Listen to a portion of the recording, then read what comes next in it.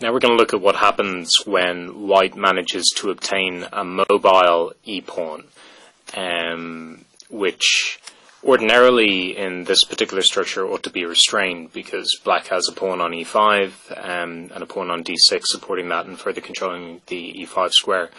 But it can often arise when the black e-pawn is traded, for instance after a trade on e4, on d4 or taking on f4. This can leave white with a central majority, and if white's able to push his pawn through to e5, that tends to give him quite dangerous kingside attacking prospects. It will ordinarily hit a black knight on f6, which will have to move, and maybe even give further possibilities for expansion with e6.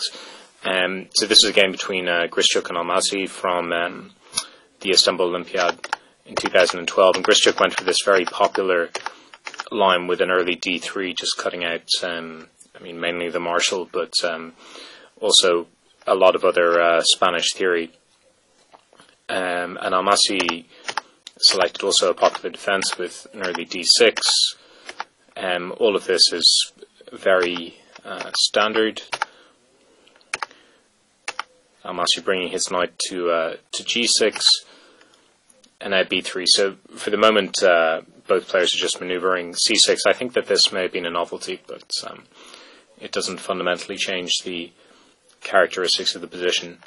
Bishop e3, queen c7, bishop d3. So it can be seen that both players are just maneuvering at the moment.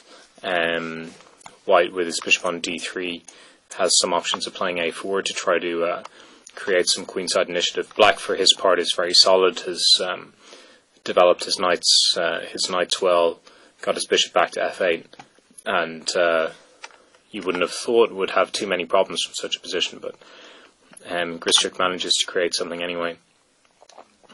So after bishop b7, queen c2, rook a c8, h3, Almasi ventures forward with his knight to f4, and Grischuk decides to duck the challenge for the moment. So bishop f1, knight back, and after a repetition, Grischuk now plays a4, and this is, I suppose, one of the characteristics of play in the Ruy Lopez, which is that play happens all over the board. So ultimately, while this game will be decided by a kingside attack, that's only really possible because Grischuk has diverted his opponent's attention to the queenside. So a4 is a very natural move, seeking to create queenside weaknesses.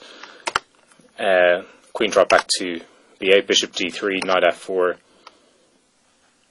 and now Grischuk dramatically altered the position by taking on f4 and playing knight f5. Now new aspects enter the position. So the first is to note that white has a central pawn majority, so e5 is a very strong idea, and possibly preceded by knight takes d6 as a kind of temporary piece sacrifice. As against that, it's not completely clear where black's counterplay is coming from.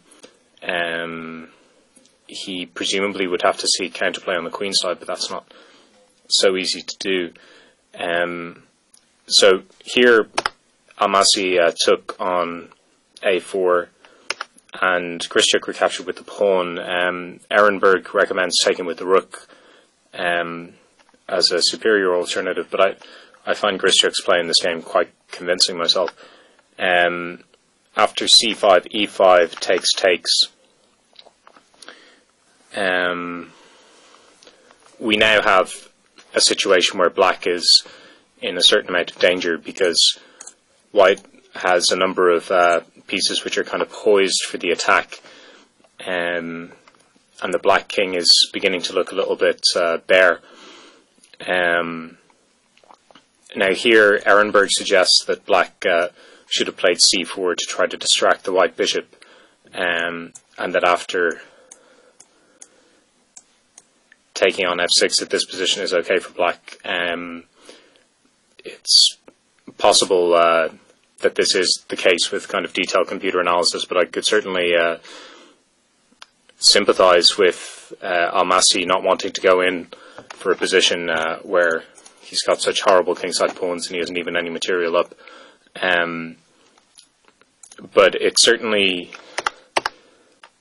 seems less dangerous than the alternative, because after rook a b1, queen a8, which brings the queen a little bit further out of play, and then knight back to h4, suddenly white has very strong threats, mainly on the light squares on the king side. So bishop h7 is an idea, e6 is an idea, after e6 and or bishop h7, knight g6 is going to enter the position.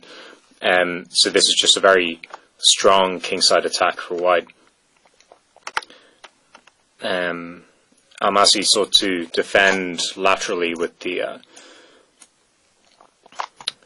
rook, but now after bishop e4, that piece just gets traded. So rook e6, check, and takes. And now e6. It's actually this this continuation is so natural and thematic.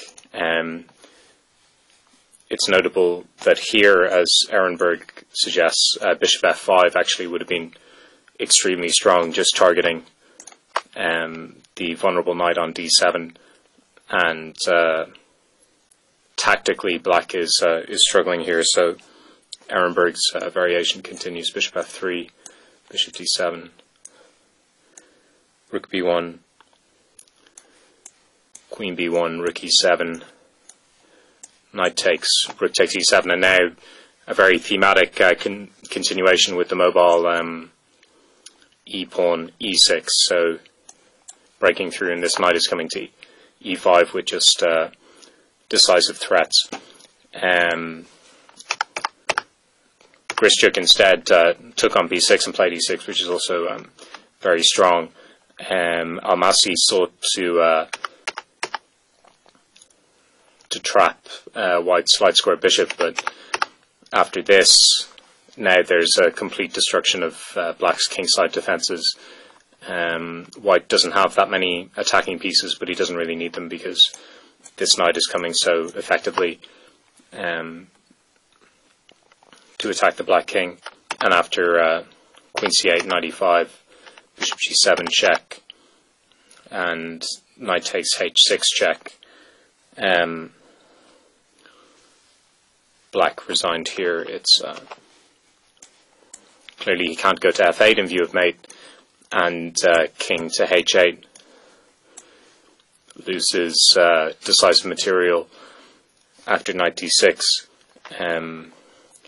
So a position which I suppose started out looking relatively balanced, but one where black playing knight f4 certainly signed up to very substantial positional commitments, because he gave white this mobile e-pawn, which Grischuk managed to exploit in a very effective fashion.